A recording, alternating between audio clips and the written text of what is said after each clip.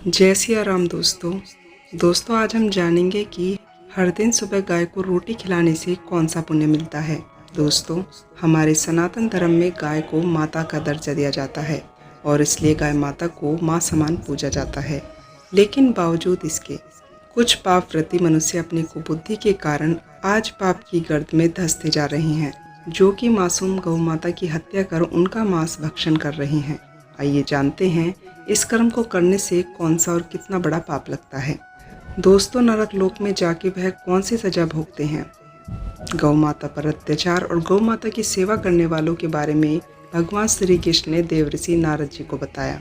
भगवान कृष्ण ने जिस कथा के माध्यम से उनको यह बताया था उसके बारे में जानते हैं। दोस्तों, एक रोज देवर्षि नारद जी भगवान श्री कृष्ण से मिलने के लिए पृथ्वीलोक का भ्रमण करते हुए द्वारिका नगरी आ रहे थे।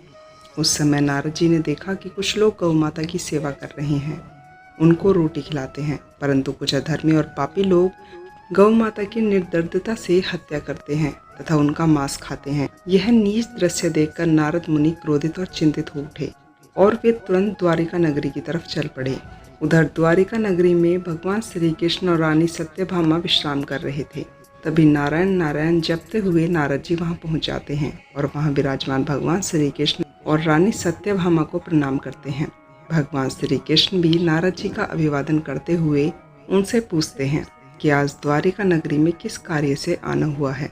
तब नारद जी उत्तर देते हुए कहते हैं, प्रभु आप तो त्रिकालदर्शी हैं, आप तो सृष्टि के संचालक हैं, तीनों लोकों के स्वामी हैं, कण कण में आप विराजमान हैं और आप भली भांति से जानते हैं कि मैं यहाँ किस प्रयोजन से आया हूँ। तब श्री कृष्ण कहते हैं कि मैं सब कुछ जानते हुए भी देवर्षि जी आपकी मुख से सुनना चाहता हूँ, कहो क्या बात है। तब नारद जी उत्तर देते हुए कहते हैं, प्रभु आज जब मैं पृथ्वीलोक का भ्रमण कर रहा था तो मैंने ऐसा अद्भुत दृश्य देखा जिसे देखकर मेरे मन में प्रश्न उठ रहे हैं। कृपा कर आप मेरे प्रश्नों के उत्तर दें ताकि मेरा मन संतुष्ट हो। तब भगवान श्री कृष्ण कहते हैं, हे देवर्षि नारद जी, आप निसंकोच होकर अपने प्रश्न पूछिए, मैं आपके सभी प्रश्नों के उत्तर अवश्य दूंगा। तब देवर्षि नारद जी कहते हैं, प्रभु मेरा पहला प्रश्न है कि गाय को रोटी खिलाने वाले को जीवन में कौन सा पुण्य मिलता है, और मेरा दूसरा प्रश्न यह है कि जो मनुष्य गौ माता की हत्या करते हैं और गाय का मांस खाते हैं उन्हें कौन सा पाप लगता है। दोस्तों, नारद मुनि के दोनों प्रश्नों को सुनकर भगवान श्री कृष्ण कहते हैं, हे देवर्षि नारद जी, आपके प्रश्नों का उत्तर देने से पहले मैं आपको एक कथा सुनाता हूँ। इस कथा को ध्यान से सुनना। जो भी मनुष्य यह कथा पूरी सुनता है उसे 100 युगों के समान पुण्य की प्राप्ति होती है और उसके घर में माता लक्ष्मी का आगमन होता है। दोस्तों, फिर नारद मुनि कहते हैं, प्रभु आप कथा सुनाइए, मैं कथा को पूरा सुनूंगा। दोस्तों, भगवान श्री कृष्ण कथा सुनाते हुए कहते हैं, हे देवर्षि नारद जी, प्राचीन काल में विजयसेन नाम का एक राजा था। उसने युद्ध क्षेत्र में अपने साहस और पराक्रम के बल पर बहुत से युद्ध जीते थे। उसकी प्रजा हमेशा उससे खुश रहती थी, किंतु राजा विजयसेन की कोई संतान नहीं थी। उन्हें इस बात की चिंता सताती थी। एक दिन राजा विजयसेन एकांत में बैठे हुए सोच रहे थे कि मैंने अपने जीवन काल में कोई पाप नहीं किया, किसी के साथ छल नहीं किया, मैं सदा ईमानदारी के रास्ते पर चला हूँ। इसके बावजूद भी मुझे पुत्र की प्राप्ति नहीं हो रही है, कहीं मैंने अनजाने में तो कोई पाप नहीं कर दिया। फिर उनके मन में एक विचार आया कि इस समस्या का समाधान केवल गुरु विश्वामित्र जी ही कर सकते हैं, वही हमें पुत्र प्राप्ति का मार्ग बताएंगे। इतना सोचकर राजा विजयसेन अपनी पत्नी चंद्रिका के साथ गुरु विश्वामित्र के आश्रम में पहुंच जाते हैं। गुरु विश्वामित्र जी अपनी कुटिया में ध्यान लगाए बैठे थे। तभी गुरु विश्वामित्र जी की नज़र राजा विजयसेन पर पड़ी। राजा ने गुरु विश्वामित्र जी को प्रणाम किया। फिर विश्वामित्र जी ने पूछा, राजन, सब कुछ कुशल मंगल तो है, ऐसी क्या आन पड़ गई कि जिस कारण आपको राजपाट छोड़कर मेरे पास आना पड़ा। फिर राजा विजयसेन ने कहा, गुरुजी, सब कुशल मंगल है, बस एक समस्या आन पड़ी है जिसके समाधान के लिए मैं आपके पास आया हूँ। गुरु विश्वामित्र बोलते हैं, कौन सी समस्या महाराज। तब राजा विजयसेन ने कहा, गुरुदेव, हमारे विवाह को कई साल बीत चुके हैं, किंतु अभी तक हमें कोई संतान की प्राप्ति नहीं हुई है। क्या मैंने अपने जीवन काल में कोई पाप किया है जिसके कारण मुझे आज तक संतान की प्राप्ति नहीं हुई है और मैं आज भी निसंतान हूँ। फिर महर्षि विश्वामित्र कहते हैं, आप चिंतित न हो, मैं अवश्य ही आपकी सहायता करूँगा। फिर विश्वामित्र जी अपनी दिव्य दृष्टि से राजा विजयसेन के पूर्व काल में हुए पापों को देखने लगते हैं तो उन्हें राजा विजयसेन द्वारा पूर्व काल में किए गए पापों के बारे में पता चलता है।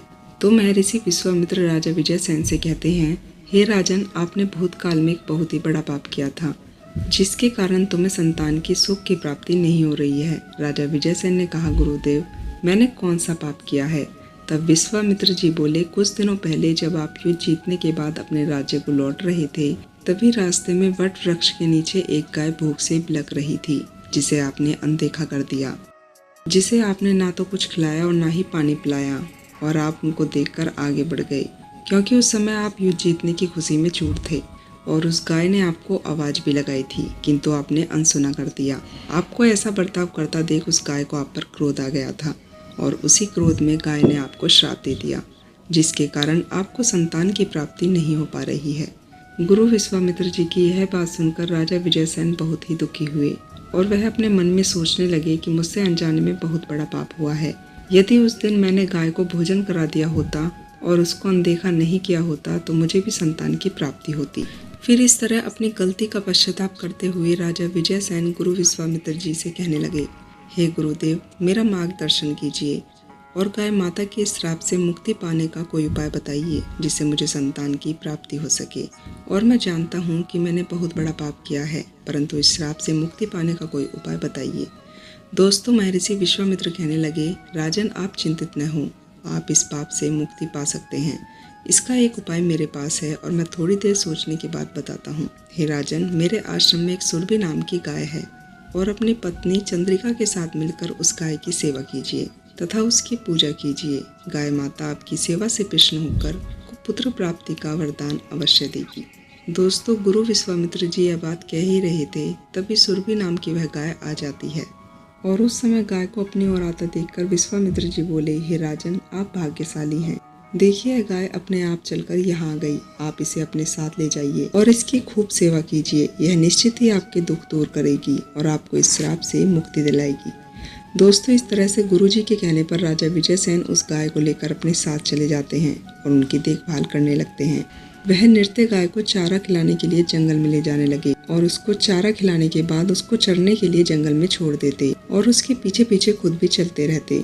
फिर जब गाय घास खा लेती तो एक पेड़ के नीचे बैठ जाती, तो राजा विजयसेन सरोवर से उसके लिए पानी लाते और उसे अपने हाथों से पानी पिलाते। इस तरह राजा विजयसेन पूरे मन से उस गाय की सेवा करने लगे तथा उनको रोज नहला धुलाकर उनकी सेवा भी करते। इसी प्रकार से गाय की सेवा करते करते राजा विजयसेन को 30 दिन बीत चुके थे। 31वें दिन जब राजा विजयसेन गाय को चराने के लिए जंगल में लेकर गए तो वो रोज की तरह ही गाय को जंगल में चराने के लिए छोड़ देते और स्वयं पेड़ के नीचे जाकर बैठ गए और थोड़ी देर बैठने के बाद उन्हें नींद आ गई। वह वहीं पर सो गए। जब नींद खुली तो उन्होंने देखा कि गाय वहां पर नहीं है। वह गाय के पैरों के निशान के सहारे उसे ढूंढते हुए उसके पीछे पीछे जाने लगते हैं। कुछ समय पश्चात उन्होंने देखा कि गाय एक विशाल पर्वत पर चढ़ी हुई थी। फिर वह उस पर्वत पर गए, तभी अचानक से वहां पर एक शेर आ जाता है और वह गाय को बलपूर्वक दबोच लेता है।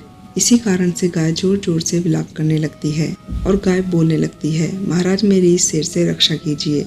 तभी राजा बहुत घबरा जाते हैं। उन्होंने तुरंत ही अपना बाण निकाला और उस शेर की तरफ चला दिया। ऐसे करते ही राजा विजयसेन का शरीर जैसे बर्फ की तरह जम गया हो।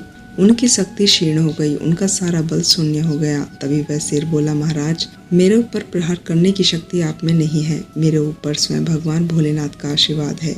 आप मेरा कुछ नहीं कर सकते, क्योंकि भगवान भोलेनाथ मेरे ही पीठ पर पैर रखकर नंदी पर विराजमान होते हैं। इसलिए तुम मुझे नहीं मार सकते हो। यदि मारने की चेष्टा भी करोगे तो निष्फल ही रहोगे और भलाई इसी में है कि तुम यहाँ से लौट जाओ। विधाता ने इस गाय को आज मेरा भोजन बनने के लिए भेजा है, इसलिए आज मैं इस गाय को मारकर खाऊंगा। इसलिए इस गाय को यहीं छोड़कर वापस चले जाओ। शेर की यह बात सुनकर राजा विजयसेन बोले, सिंहराज, कृपा करके आप इस गाय को न मारें। यह गाय महर्षि विश्वामित्र जी की है और उन्होंने मुझे इसकी सेवा करने के लिए दी है और इसलिए मेरा इसकी रक्षा करना परम कर्तव्य है। इसलिए आप इस गाय को नहीं मार सकते। यदि आप चाहें तो इसके बदले मेरे प्राण ले लीजिए और मुझे खाकर अपना पेट भर लीजिए। इतना कहते ही वह शेर वहां से अदृश्य हो गया और उनके सामने सिर्फ गाय खड़ी थी और शेर कहीं नजर नहीं आ रहा था। तब वह गाय राजा से कहने लगी, राजन, यह सब मेरी ही माया थी। मैं तुम्हारी परीक्षा ले रही थी। तुम मेरी रक्षा के लिए क्या कर सकते हो और तुमने मेरी रक्षा के लिए अपने प्राण दांव पर लगा दिए। यह देखकर मैं बहुत प्रसन्न हूँ। मांगो, तुम्हारी क्या मनोकामनाएं हैं। तुम्हारी जो भी मनोकामना है मैं अवश्य पूरी करूंगी। तब राजा विजयसेन बोले, माता, आप भली भांति से जानती हैं मेरी क्या इच्छा है। आप मुझे पुत्र प्राप्ति का वरदान दें, यही मेरी मनोकामना है। फिर उस सुरभि गाय ने कहा, राजन तुम दोनों आम के पत्ते पर मेरा दूध लेकर उसका पान करो। ऐसा करने से तुम्हें एक अत्यंत गुणवान, बुद्धिमान और बलशाली पुत्र की प्राप्ति होगी। फिर राजा अपने घर गए और अपनी पत्नी को सारा वृत्तांत बताया। तो फिर दोनों ही उस गाय की दूध का पान करने के लिए आश्रम गए और वहाँ पर राजा की पत्नी चंद्रिका ने उस गाय की पूजा की और गौ माता ने अपने पैरों से उन दोनों के ऊपर मिट्टी उछाल दी। उन दोनों को सभी पापों से मुक्त कर दिया। उसके बाद राजा और उसकी पत्नी ने गाय के अमृत समान दूध का प्रसाद ग्रहण किया। अब महर्षि विश्वामित्र कहने लगे, राजन अब आप अपने सभी पापों से मुक्त हो चुके हैं। अब तुम्हारी सभी मनोकामनाएं अवश्य पूरी होंगी।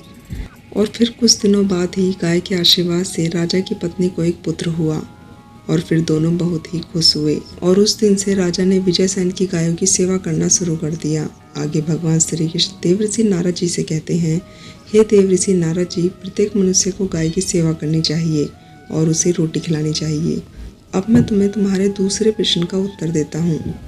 तुम्हारा पहला प्रश्न था कि गाय को रोटी खिलाने में हमें कौन सा पुण्य मिलता है और गाय को रोटी क्यों खिलानी चाहिए।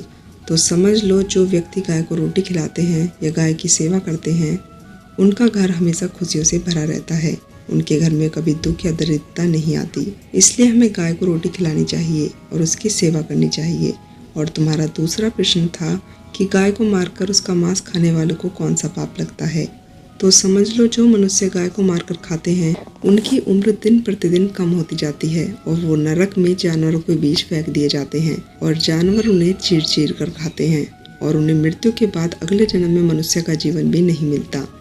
दोस्तों, इसी कारण से वो सदैव पूजनीय है। गौ माता की सदा पूजा करनी चाहिए। दोस्तों, अगर आपको यह कथा पसंद आई हो तो कमेंट में जय श्री कृष्ण और जय गौ माता अवश्य लिखें। अगर आप चैनल पर नए हैं तो चैनल को सब्सक्राइब करना ना भूलें। दोस्तों, मिलती हूँ इसी प्रकार से अन्य कथाओं के साथ। तब तक के लिए आप अपना ध्यान रखें, खुश रहें। जय सनातन, जय श्री राम।